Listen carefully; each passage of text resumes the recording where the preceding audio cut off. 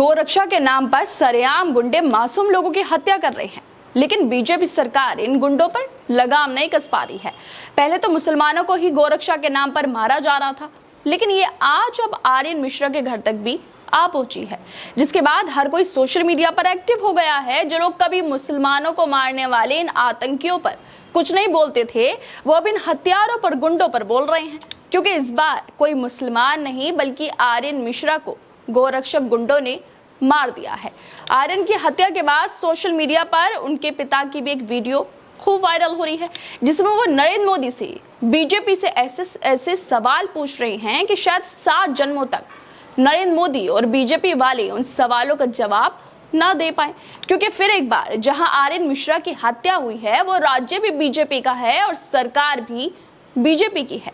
इसी वजह से सारे के सारे बीजेपी वाले इन गोरक्षक गुंडों के खिलाफ एक शब्द नहीं बोल पा रहे हैं। दरअसल हरियाणा में भाजपा सरकार में गो आतंकियों ने 12वीं के छात्र आर्यन मिश्रा की गोली मारकर हत्या कर दी।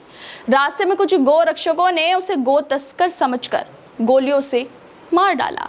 आर्यन मिश्रा की हत्या के बाद उनके पिता की वीडियो सोशल मीडिया पर वायरल हो रही है, जिसमें वो नरेंद्र मोदी पर सवाल खड़े कर रहे हैं, जिसका जवाब पूरी बीजेपी के पास नहीं होगा।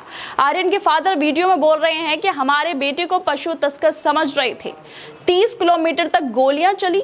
क्या मोदी सरकार ने किसी को भी गो तस्कर समझकर गोली मारने का अधिकार दिया है? अगर ये अधिकार दिया है तो क्यों दिया है?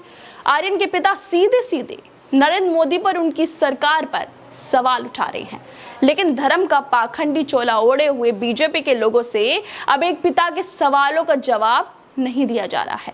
चलो, बीजेपी वाले हमेशा अपने गुंडों पर चुप रहते हैं जब मुसलमानों की हत्याएं होती हैं, लेकिन इस बार तो बीजेपी के राज्य में, बीजेपी की सरकार में गुंडों ने आर्यन मिश्रा को मार दिया है।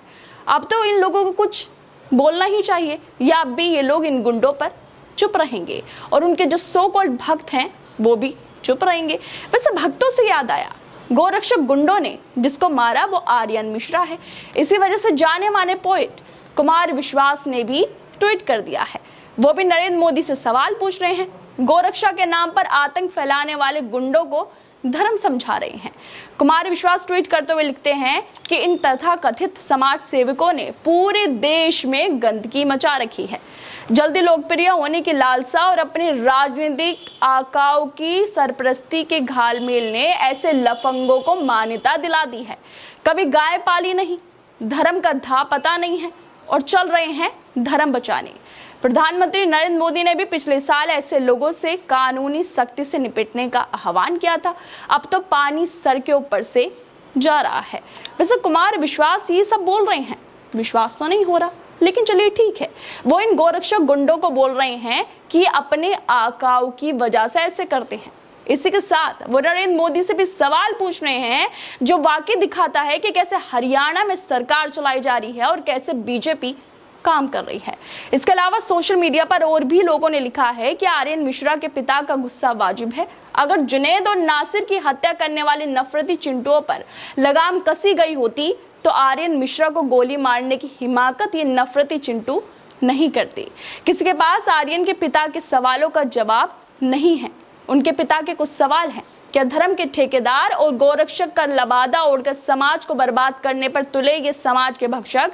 इसके अलावा कुछ लोगों का यह भी कहना है कि हरियाणा में 10 साल से बीजेपी का जंगल राज चल रहा है। वैसे दोस्तों, अब सवाल ये उठता है कि क्या इन गुंडों को किसी की भी हत्या करने का लाइसेंस मिल गया है? आखिर इन गुंडों के सर पर किसका हाथ है? और आखिर कब तक ऐसे ही बीजेपी के राज्यों में गुंडागर्दी होती रहेगी और गुंडे सरेआम घूमते रहेंगे? खैर दोस्तों, आप लोगों को क्या लगता है इस वीडियो पर?